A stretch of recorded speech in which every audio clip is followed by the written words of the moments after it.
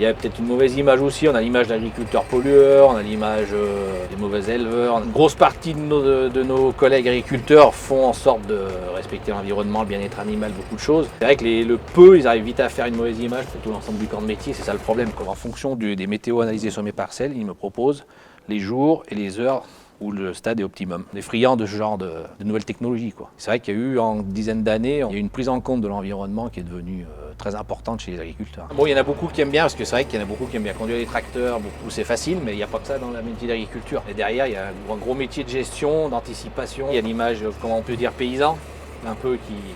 Bon, nous, on est fiers d'être paysans, comme on dit. Je m'appelle Stéphane Taconnet, je suis originaire de l'Isère, je suis agriculteur depuis 2005. J'étais commercial dans l'automobile avant pendant 6 ans, donc j'ai changé de métier. J'ai trouvé une vocation pour l'agriculture, j'ai dû faire une formation agricole. Moi, ce métier, c'est le travail de la terre, de voir pousser les plantes. Et puis bon, mon plus grand plaisir aussi, c'est la récolte, c'est l'accomplissement du travail en fait. Puis produire surtout de l'agriculture française, c'est tout ça qui me tient à cœur.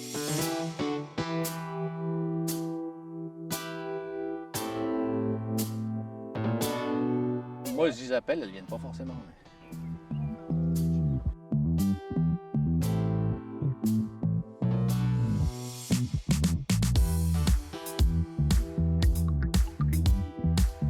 On est dans une optique de baisse, de réduction des intrants, tout ce qu'on engrais ou produits de protection des plantes. Donc on essaye déjà, depuis 2005, déjà de réduire. On essaye d'être accompagné, notamment par d'autres coopératives ou des réseaux de fermes leaders également.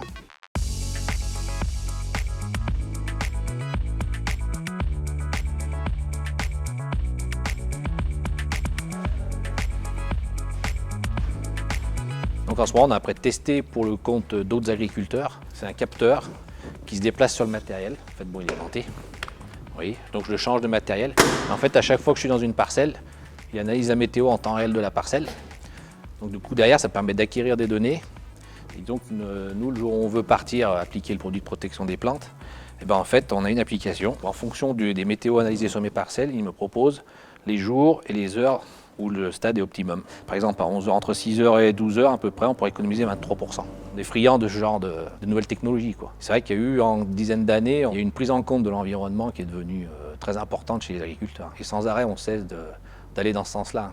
Il y a un changement qui va se faire et on fait tout pour y arriver, quoi. C'est ça qui nous motive aussi à continuer ce métier. C'est la future génération. Aujourd'hui, les tracteurs, c'est vrai qu'ils ont évolué, oui, c'est tout climatisé. On a des systèmes de GPS d'autoguidage, je vous ferai voir. Système de contrôleurs pour les quantités de semences, etc. Là, c'est les périodes de semis de maïs. On va semer du maïs. Accrochez-vous. Ça va qu'à 40 à l'heure sur la route, hein, donc c'est bon.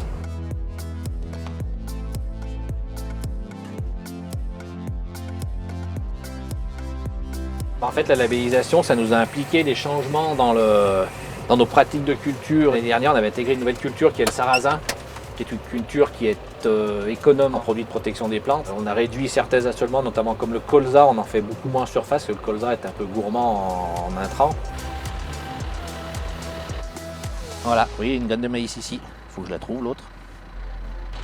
Ah voilà, là. On va récolter ça en septembre-octobre, en espérant qu'il n'y ait pas une sécheresse dans l'été. On croise les doigts. L'idéal, ça serait de passer en bio, nous. Pour l'instant, on n'est pas équipé en matériel, on a du mal pour les investissements, etc. Derrière, passer en bio, ça peut être une transition, là, pour nous, on s'est dit ça, quoi. Il a tracé en bleu partout où je suis passé sur ma parcelle. Si jamais je repasse dans du bleu, il va pas semer en fait. Nous, sur 180 hectares, ça fait vite des économies, quoi. Les augmentations de charges vont augmenter. C'est tous ces systèmes-là qui nous servent à réduire, à économiser le poste de charge sur notre exploitation, quoi. Dans le secteur, il y a beaucoup d'agriculteurs qui vont arriver à la retraite, qui vont avoir du mal à remplacer. On a du mal un peu à motiver les nouvelles générations à intégrer ce métier, c'est pas évident. Bon, il y en a beaucoup qui aiment bien, parce que c'est vrai qu'il y en a beaucoup qui aiment bien conduire des tracteurs, où c'est facile, mais il n'y a pas que ça dans la métier d'agriculture. Conduire des belles machines, c'est facile, mais derrière, il y a un gros métier de gestion, d'anticipation. Il y a l'image, comment on peut dire, paysan, un peu qui... Bon, nous, on est fiers d'être paysans, comme on dit.